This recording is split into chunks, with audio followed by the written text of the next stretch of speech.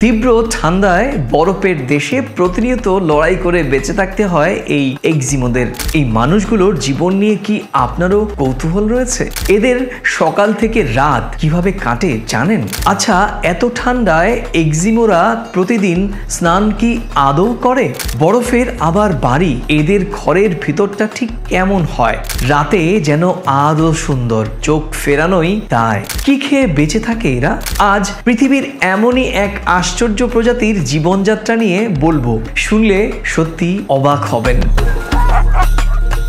প্রতিকূল আবহাওয়া আর বরফের মাঝে বসবাসকারী এক্সিমোদের জীবনযাপন আর সংস্কৃতিতে রয়েছে নানা বৈচিত্র্য। কোথাও স্থায়ীভাবে বাস করার উপায় নেই এক্সিমোদের। এদের নিজস্ব কোনো দেশও নেই। যাযাবর হয়ে ঘুরে বেড়ায় উত্তর মেরু, তুষার মেরুতে। এক্সিমোরা বসবাস করে ইগলু নামক বরফের তৈরি বাড়িতে। রাতের আধারে পশুর চর্বি পুড়িয়ে আলো জ্বলে। সেই আলোয় ইগলুকে মনে হয় স্ফটিকের বল। পশুর চামড়ার তৈরি তাঁবুতেও বসবাস করে অনেক এক্সিমো গোষ্ঠী। বরফের খাটের চাদর চামড়া দিয়ে তৈরি। বলগা হরিণের চামড়া পেতে তৈরি হয় তোশক। ভেতরের তাপমাত্রা বাইরের চেয়ে অনেক আরামদায়ক। এছাড়া ঘরের ভেতরে হাওয়ার দাপট একদম নেই। তবে এই ঠান্ডায় রোজ স্নান করার তাদের কোনো দরকার পড়ে না। প্রকৃতির সাথে টিকে থাকার লড়াইয়ে রোজ সংগ্রাম চলে তাদের। বাচ্চা থেকে বুড়ো সবাইকে দেখা যায় সারাদিন কিছু না কিছু কাজ করতে। এক্সিমো পুরুষরা শিকারে যায়। কাঠ, হাড়, চামড়া দিয়ে শিকারের অস্ত্র তৈরি করেন।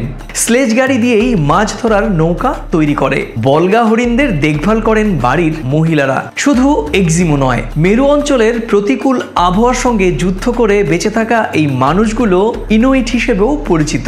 শিকারের কাজে এক্সিমোরা ব্যবহার করে বিশেষ ধরনের বল্লম, হারপুন, আর তাদের হাতে নিশানা তুখোর। উত্তর মেরুতে সব প্রাণীরই খাদ্য খুব কম, তাই তাদের টিকে থাকাই কঠিন। শিকার করে যা জোটে তাই আগুনে ঝলসে খেয়ে বেঁচে থাকে এই বিশেষ প্রজাতি। এক্সিমোদের সঙ্গে হাস্কি প্রজাতির কুকুরও থাকে, কিন্তু এই পরিশ্রমী কুকুরগুলোকে এক্সিমোরা প্রচন্ড ভালোবাসেন। কুকুরগুলি গ্রামের নিরাপত্তা দেয়া ছাড়াও স্লেজ টানে। বলগা হরিণদের যাতে দলছুট না হয়ে যায় তাই তাদের চোখে চোখে রাখার দায়িত্ব তাদের। কিন্তু এই প্রজাতি যে হারিয়ে যেতে বসেছে এখন। আমরা অনেকেই জানি না এমন একটা সময় এসে দাঁড়িয়েছে যেখানে এক্সিমোদের বাঁচা সত্যি মুশকিল। ঠান্ডায় নয়, বরং ঠান্ডার অভাবে। গ্লোবাল ওয়ার্মিং বিষয়টা নিয়ে আমরা কম বেশি সকলেই জানলেও এটাও জানি যে এই বিপর্যয়ের সবচেয়ে বড় শিকার হচ্ছেন এক্সিমোরাই। প্রিয় দর্শক, কেমন লাগলো এই ভিডিও? ভালো লাগলে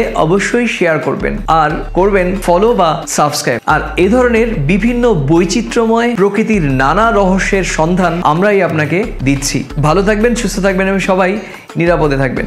নমস্কার।